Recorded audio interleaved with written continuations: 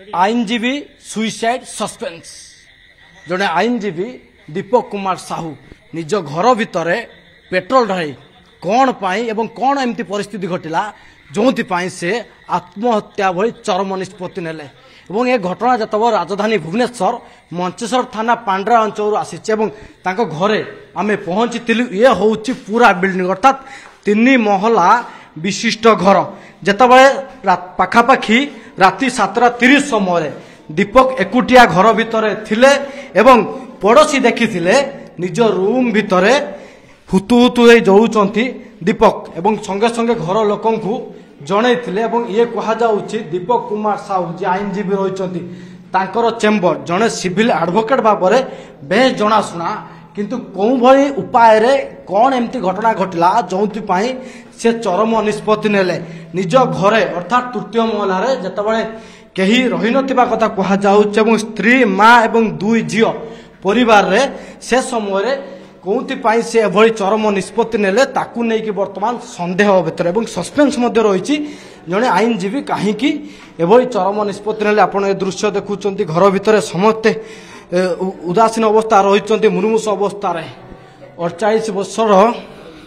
दीपक कहीं एभली चरम निष्पत्ति नेले कराटी शिखौथिबा युवक एवं आईनजीवी भाव में बेस मानसिक भाव में स्ट्रंग थिबा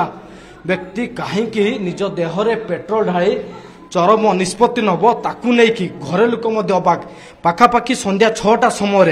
निजर बड़ झील को गणेश पूजा मेढ़ देखा नहीं एवं आसवा पर घर भीतर अर्थात माँ व झील स्त्री को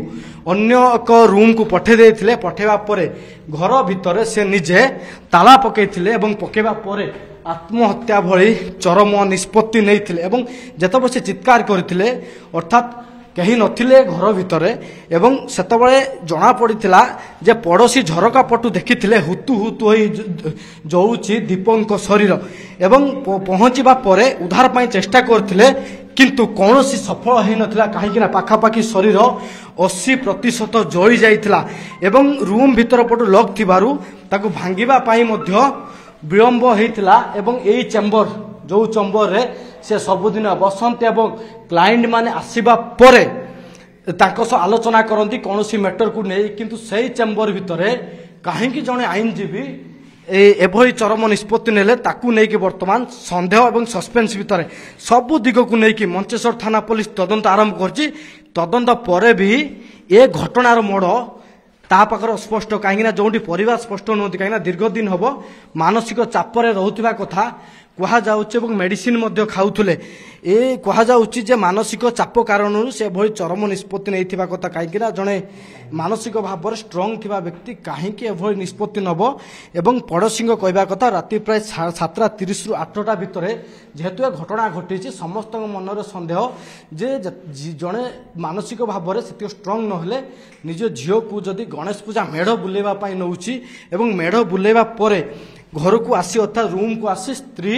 माँ को एवं 2 झील को अन्य एक रूम को अर्थात 2य महला को पठाऊँ एवं परवर्ती समय से भली निष्पत्ति नौची कौटी ना कौटी समस्त मनरे सन्देह एवं बड़ प्रश्न कहीं युवपीढ़ी आत्महत्या भली चरम निष्पत्ति को आपणाऊँ एवं अनेक समय आप देखिथे वर्तमान पेट्रोल ढाई निजक जाई दबाकू पछघुंचा दौना युवक पीढ़ी एवं ए घटना आसवा पर दीपक कुमार साहू को मृतदेह को वर्तमान मंचेश्वर थाना पुलिस जबत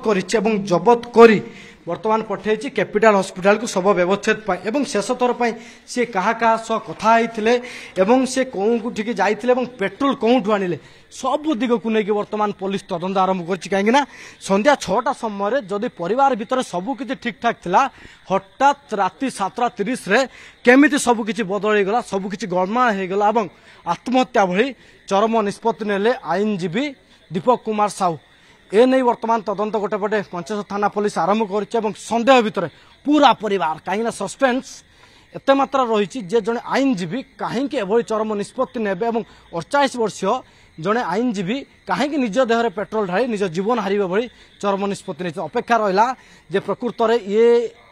आत्महत्या ना आ पछरे मानसिक चाप अन्य कौन कारण रही स्पष्ट कर मंचेश्वर थाना पुलिस भुवनेश्वर वीडियो जर्नलिस्ट स्मृति सामंत ज्योति बृहस्पति।